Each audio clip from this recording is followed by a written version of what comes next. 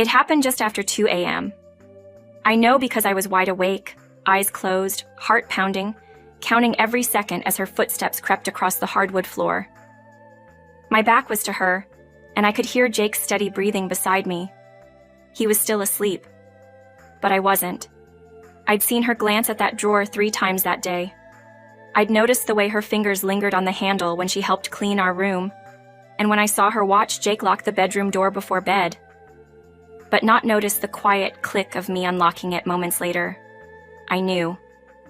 I knew what she was going to try. Diane, my mother-in-law, always smiled with her teeth and never with her eyes. The first time I met her, she complimented my lipstick and then told Jake, "She's got a strong jawline, like a fighter." I didn't take offense. I just made a mental note. That's what you do with people like her. You observe. You prepare.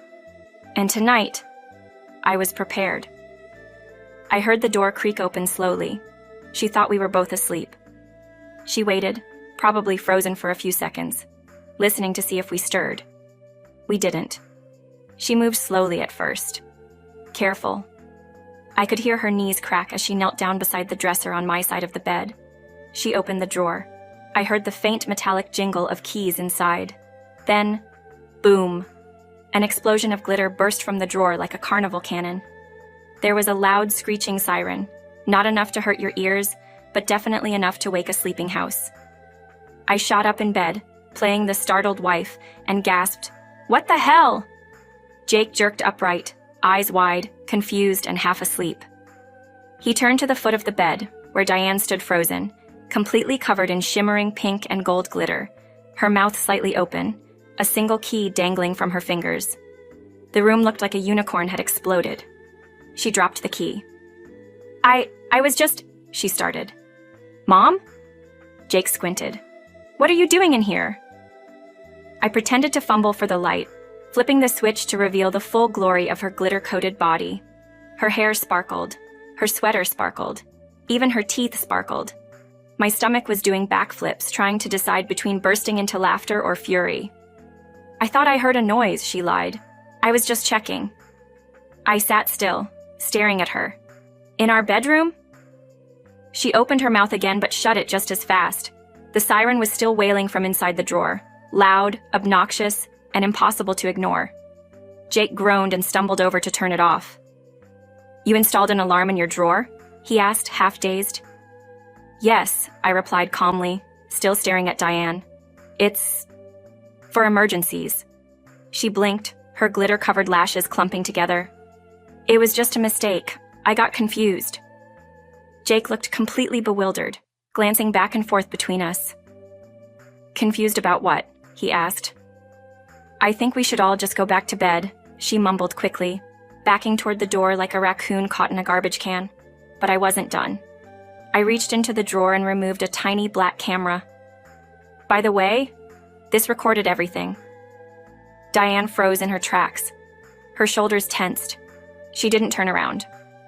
Jake looked at me. "Wait, what?" "I set it up yesterday," I said, my voice cool and level, just in case. Now she turned. "You filmed me?" she asked, her voice trembling, not from guilt, but from being caught. Jake's face went pale. He looked at her. "Mom, what were you looking for?" "I wasn't," she started, but the words died in her throat. I stood, holding the camera gently in my hand. "We'll talk about it in the morning. But right now, you should probably go wash your face. You've got glitter in your nose." She didn't move, so I said it louder, firmer. "You need to leave. Now." She turned, humiliated, and walked out without another word. Jake didn't follow her. He just sat there, stunned, as tiny flakes of glitter floated in the air like dust in sunlight. I finally allowed myself a small smile. She thought I was naive. She thought I was asleep. She thought wrong. The night after the glitter bomb exploded, I barely slept. Not because I was afraid. Diane had already humiliated herself enough for one visit, but because I couldn't stop thinking about my mother. I lay awake with the small black camera resting on my nightstand, listening to Jake's shallow breathing beside me, and remembering her voice. Her soft warning still echoed in my ears like she'd just said it yesterday. Anna, don't ever trust that woman. Not with your home, not with your heart, and definitely not with what I'm about to give you. It was 2 years ago, in a quiet hospice room filled with beeping machines and the faint smell of flowers nobody watered. My mother was wrapped in a pale blue blanket, her skin thin, her eyes tired. But her voice was sharp. She reached under her pillow and pulled out a plain white envelope. Inside was a small gold key, the kind you'd think opened a jewelry box, except this one didn't. This key opens the safe hidden behind your bedroom mirror, she said, like she was giving me instructions for handling a bomb. I didn't even know there was a safe. I thought she was joking, but she wasn't smiling. I don't want Jake to know about it, she said, her hand gripping mine tightly. Not because I don't trust him, but because she will find a way to get to him. She was Diane, of course. Even from a hospital bed, my mother hadn't forgotten how Diane treated her. When Jake and I got married, Diane showed up to the reception late and in white. She made a toast where she called me practical, not flashy. Just what Jake needs for a stable life. My mom sat through it with clenched teeth.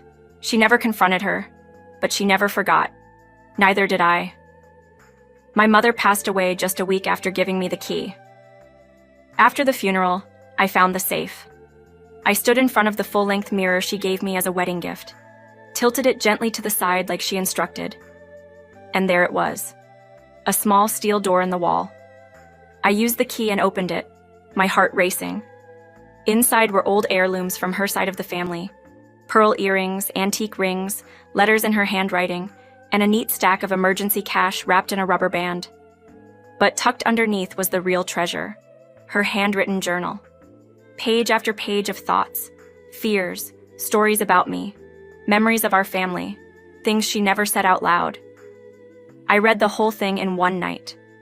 She wrote about how much she loved me, how proud she was of the woman I'd become, and how worried she was that Diane would one day try to manipulate me or Jake into giving her control. It was all there, in ink, in her words, no confusion. I sealed it all back up and promised myself I'd protect it with everything I had. And I have. Until now, Diane never got close. But something changed recently. Her tone. Her sudden drop-ins. The questions she asked when she thought I wasn't paying attention. Where did your mom keep her jewelry?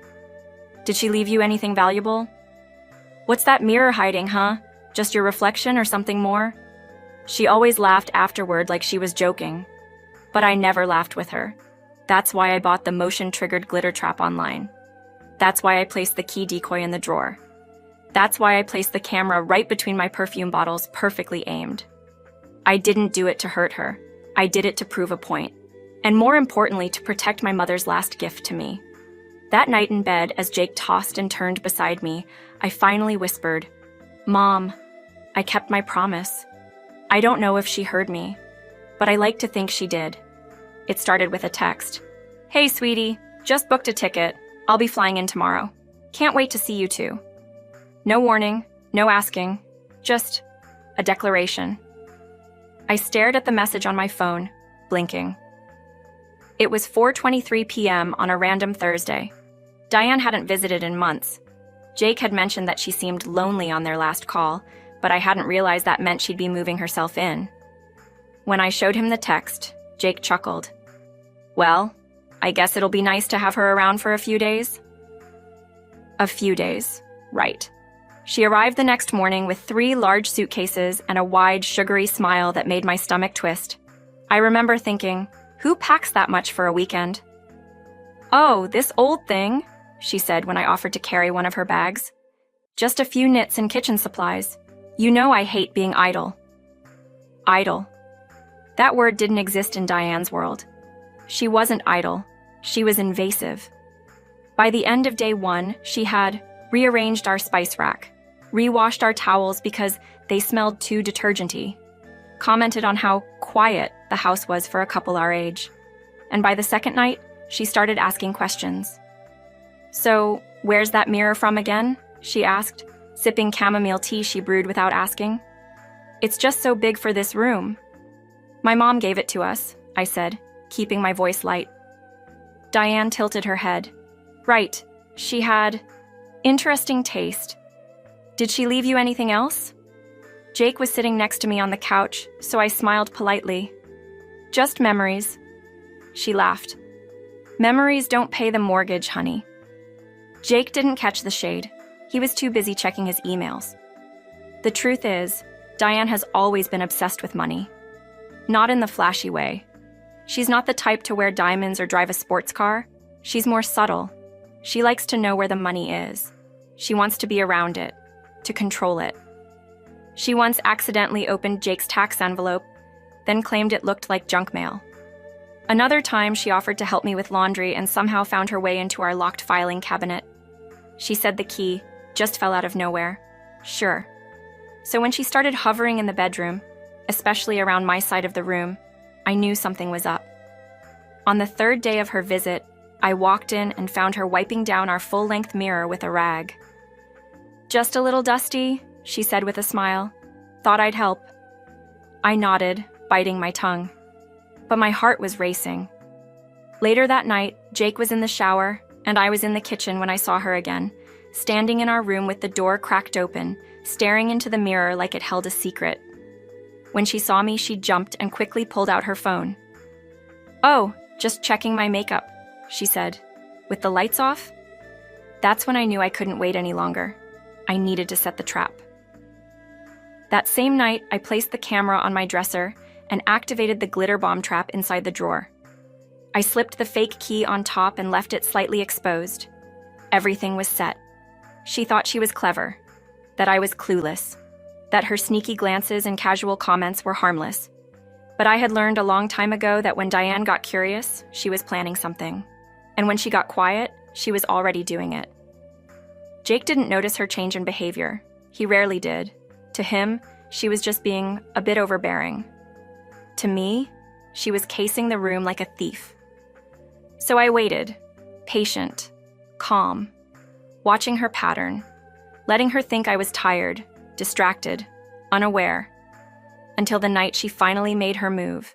It looks like a regular mirror, full length, framed in simple white wood. Nothing flashy, nothing that screams, "Look behind me." It had hung in our bedroom for 2 years without anyone asking about it, except Diane. Every time she walked past it, I noticed how her eyes lingered. Once, I even caught her tilting her head, like she was trying to figure something out. At first, I told myself I was being paranoid, but then I remembered my mom's exact words. "You'll know when she starts sniffing around. She won't be able to help herself." And now she was sniffing. Hard. I remember the day my mom showed me the safe like it was yesterday. She'd just gotten back from her final doctor's visit, and we were sitting in her bedroom, sunlight pouring through the windows, her hand trembling as she handed me the gold key. "I had it built into the wall behind the mirror when you were 17, she whispered. "I didn't want your father to know. I didn't want Diane to even dream it existed." I laughed nervously, thinking she was being dramatic. But when she stood up, frail but determined, and led me to the mirror, she showed me how it worked. "You don't move the mirror," she said. "You slide it. It's on a hidden rail, built into the studs." With both hands, she gently pushed the mirror to the right. It slid quietly, revealing a steel door with a keyhole in the center. I stared at it in shock. Inside was everything she couldn't trust the world with. A few antique pieces that had been in our family for generations. A stack of legal documents, old letters, land certificates, my grandmother's wedding band. But most importantly, a journal filled with my mother's thoughts, her real thoughts. Some people leave behind money. Some leave instructions. My mother left me her truth. After she passed, I kept that mirror closed. I never told Jake about the safe, not because I didn't trust him, but because I knew how persuasive Diane could be. She had a way of twisting things, of asking just the right question at just the wrong moment. And now she was standing in front of that very mirror every morning, brushing her hair in slow motion like she was trying to feel something on the other side. One morning, I returned from the grocery store and noticed the mirror looked off, just slightly out of place, tilted, crooked. I walked over and gently tried to slide it. It moved half an inch before stopping. I hadn't touched it in weeks. Jake was still out for a run, and Diane was reading in the living room. I pulled the mirror open just enough to peek behind it. The safe was still locked. The journal, the heirlooms, everything untouched.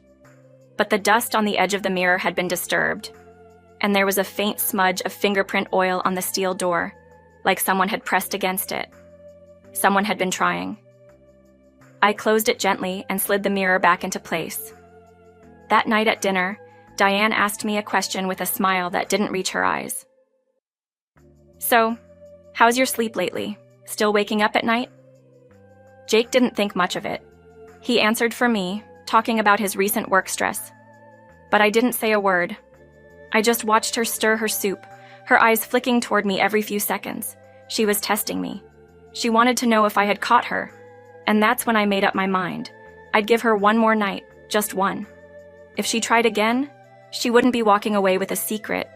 She'd be walking away with glitter in her hair, a ringing in her ears, and no clue what just hit her. And I'd be right there to watch it all. The house was dark. The only light came from the hallway night bulb, casting a faint yellow glow through the crack under our bedroom door. Jake was fast asleep next to me, breathing softly, his arm draped lazily across his side of the bed. But I wasn't sleeping. I lay perfectly still, eyes closed, every muscle in my body tense. I had been waiting for this moment. I heard it, the softest creak of the door opening. It was so quiet, it might have been missed by someone who wasn't listening for it. But I was. Diane was moving slowly, tiptoeing, calculated.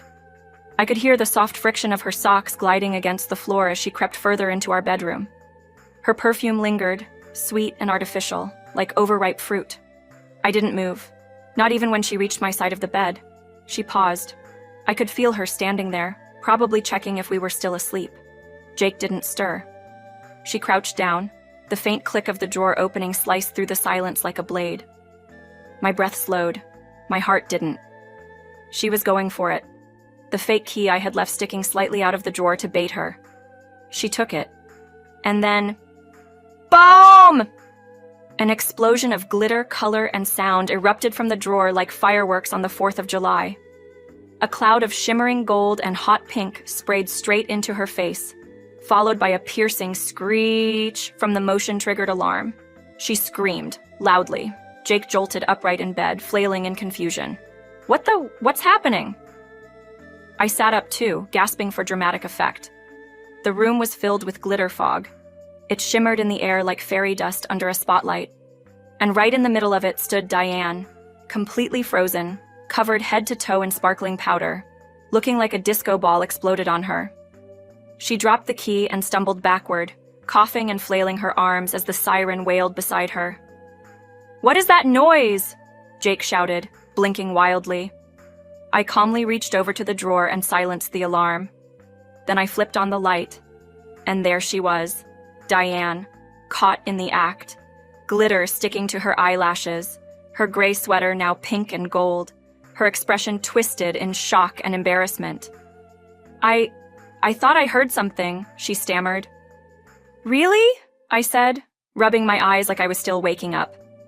"So, you opened my drawer? In the middle of the night?" Jake looked at her, then at me. "Mom, what are you doing?" I was looking for aspirin. I had a headache." "In our bedroom?" I asked, raising an eyebrow. "At 2 a.m? "I didn't want to wake anyone," she said, trying to dust the glitter off her face, which only made it worse. Jake swung his legs off the bed. "But you opened Anna's drawer." She pointed at me. "She always keeps medicine there, don't you, sweetie?" "Funny," I said, standing up, "because that drawer's always been empty." She blinked rapidly. I walked over to the dresser and reached behind my perfume bottles, pulling out the tiny black device. I held it up between 2 fingers. "I recorded everything," I said flatly. The color drained from her face. Jake's mouth dropped open. "Wait, what?" "I set up a camera yesterday, just to be safe." I glanced at Diane. I had a feeling she might try something. "You filmed me?" Diane asked, stepping back, her voice a mix of rage and disbelief. Jake stood up now, fully alert, eyes locked on his mother. Why would you go through Anna's drawer, Mom? I wasn't, she snapped, glitter raining down from her hair as she shook her head. This is insane. You two are turning this house into a trap. Jake looked at me, his face torn between confusion and dawning realization. Do you really believe I'd do something so low? She asked him, almost whispering. He didn't answer. And that silence told me everything. Diane stood there, still coated in glitter, still clutching the lie, but the truth had already lit the room brighter than the explosion. The woman who thought she had all the power just lost control in front of her own son. The glitter had mostly settled by morning, but Diane hadn't. She didn't say a word at breakfast, not even a fake smile.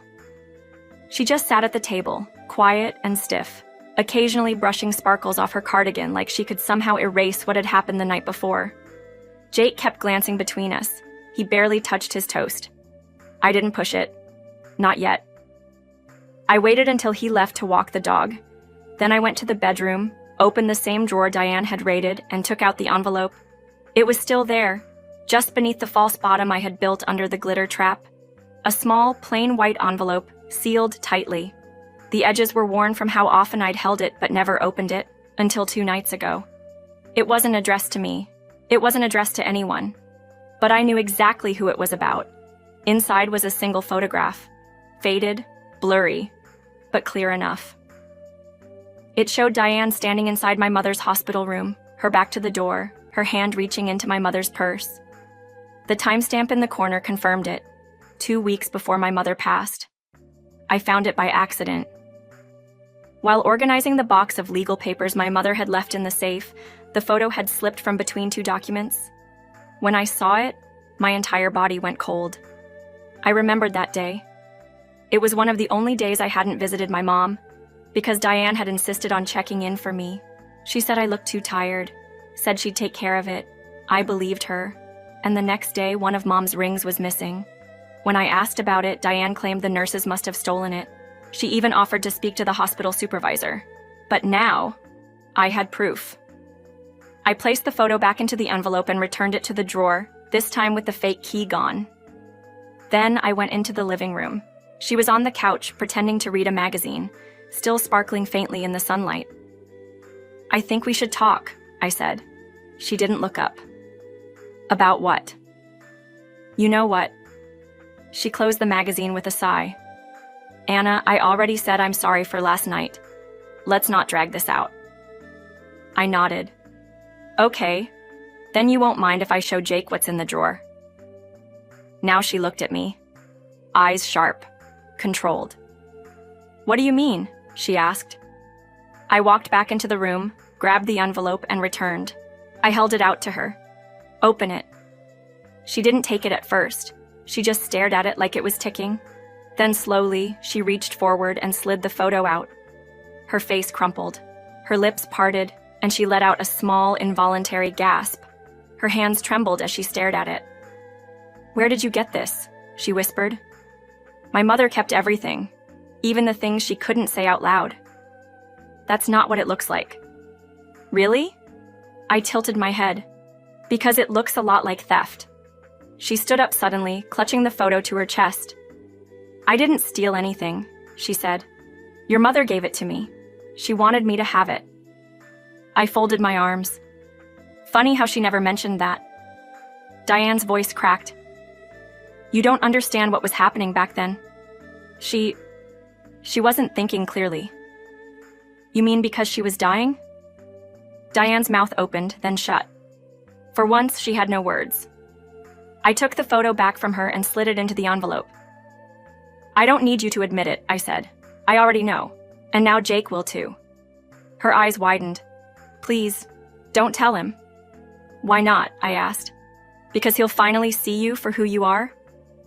She looked like she might cry, or scream, but she did neither. She just sat back down and stared at the floor. She wasn't glittering anymore. She was shaking. Jake sat on the edge of the bed, holding the photograph in his hands like it was burning through his skin. He didn't say anything for a long time, just stared. I stood quietly across from him, watching the disbelief fade from his face and something else take its place. Realization. The kind that changes how you see someone forever. When was this taken? He finally asked, his voice low. 2 weeks before she passed, I said. Diane said she was visiting her to give me a break, but that ring Mom wore every day went missing the next morning. Jake closed his eyes. I could see the weight of it sinking in. He had always defended her, always given her the benefit of the doubt. She's just misunderstood, he used to say. She doesn't mean any harm. But this? This wasn't harmless. Why didn't you show me this sooner? He asked softly. I wasn't sure if I wanted to destroy your image of her, I replied. But then she tried to steal from me again. I couldn't stay silent. He nodded slowly. She crossed the line. It wasn't anger in his voice. It was something sadder. Betrayal. He stood up, the photo still in his hand, and walked to the living room. Diane looked up from the couch, hopeful for a second, until she saw the envelope. Jake, she started, standing quickly. I can explain. No, he said, voice firm. Don't. She froze. His tone was calm, but absolute. I saw the picture. I know what you did. Diane's face tightened, but she kept her composure. It's not what you think. That photo doesn't prove anything. You were going through her purse, Jake said, in a hospital room 2 weeks before she died. Diane took a step forward, lowering her voice like she was bargaining. She gave me the ring, Jake. She wanted me to have it. We had an understanding. She told me things she didn't tell Anna. Jake shook his head slowly. No, Mom. This isn't just about a ring. You came into our home. You went through Anna's drawer in the middle of the night. You tried to open a safe that wasn't yours. I made a mistake, she said quickly. I was desperate. For what? I asked, stepping in. The jewelry? The cash? Or just control? Diane's eyes narrowed. The polite mask slipped, if only for a second. You think you're so clever, she snapped. You think you've won? This isn't a game, I replied coldly. This is our life, one you're no longer welcome in. Jake didn't say anything. He didn't have to. He walked to the front door, opened it wide, and looked at his mother. You need to go, he said. Diane stood there, stunned. Jake, I'm your mother. I know, he said, but I'm also Anna's husband, and I won't let you keep disrespecting her, or what her mother left behind. Her mouth quivered like she wanted to say something more, but nothing came out. She turned slowly, grabbed her purse, and walked to the door. As she passed me, she paused. You'll regret this, she muttered. I met her eyes, calm and steady. No, I won't. And with that, she stepped outside. Jake closed the door behind her. Silence filled the house. He turned to me, his face pale but resolute. I'm sorry, he whispered. I know, I said, and it's not your fault. He walked over and pulled me into a long, tight hug. No words, just the warmth of finally being on the same side. Later that night, I opened the safe again. The journal was still there. So were the heirlooms, untouched, safe. I ran my fingers across the pages, and for the first time since my mother passed, I felt peace. She had trusted me to protect her legacy, and I had. Diane might never forget what she saw in that drawer, not because of the glitter, but because it marked the end of her power over us and the beginning of my voice.